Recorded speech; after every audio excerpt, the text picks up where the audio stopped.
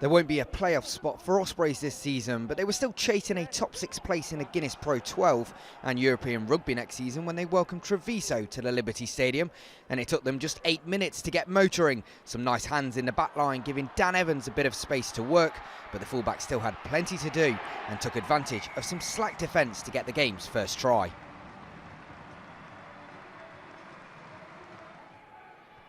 Dan Biggar converted, but Treviso cut the score to 7-3 when Jaden Hayward bagged the Italians' first points with a penalty. Ospreys had never lost to an Italian side at home, and from the 20-minute mark onwards it didn't look like that was going to change. From a rolling maul, number 8 Dan Baker took charge and ended up getting the Welshman's second try of the game, which Biggar converted.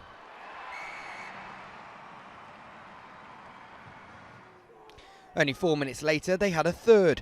Baker again involved, handing on to Rhys Webb from an attacking scrum, and the ball eventually finding Owen Watkin, who crashed over.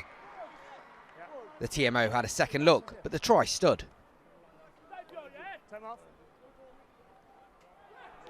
Another conversion meant it was 21-3 at half-time, and things only got worse for Treviso in the second 40.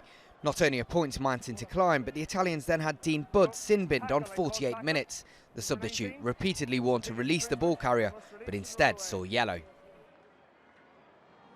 18 points and a man down, Treviso then made it even more difficult for themselves with a second yellow card in the space of 3 minutes. This time it was number 8 Robert Barbieri who went for 10 minutes for kicking the ball out of his opposite man Baker's hands and preventing what was probably leading to a try. Unsurprisingly, that led to another Ospreys try just 2 minutes later, a quick tap penalty sending Ollie Cracknell over for his first ever try for the club. Ospreys led 28-3 with another Biggar conversion, but their next try was to be a highlight of the night. Still with the two-man advantage, the Welsh side started to turn on the style.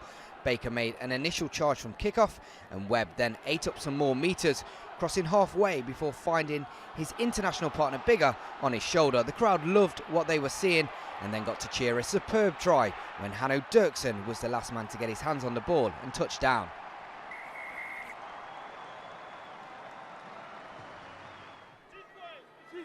The Ospreys' lead was now 33-3.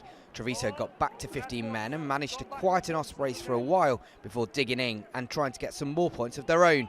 They kept their patience from a rolling maul and then produced some slick hands to send Alberto Sagabi over for their first try of the game, albeit a consolation. With the conversion, Ospreys led 33-10 with around 10 minutes to play.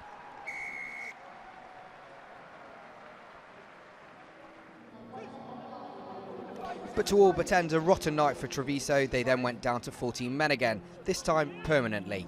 Budd was the man involved for a second time, on this occasion swinging in with an arm out the contact area. The referee said it was dangerously high and promptly showed the substitute a red card, ensuring the Italians would play the last few minutes one man down.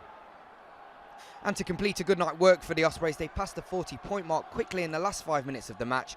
First, Evans went over for his second try of the night, which Biggar again converted. Then just before the final whistle, Ospreys managed to get a 7th try. Biggar threading a neat kick through the Italians' defence and Ben John gathering to score. Biggar again converted, and a convincing bonus point 47-10 win means Ospreys' hopes of a top 6 finish are still alive.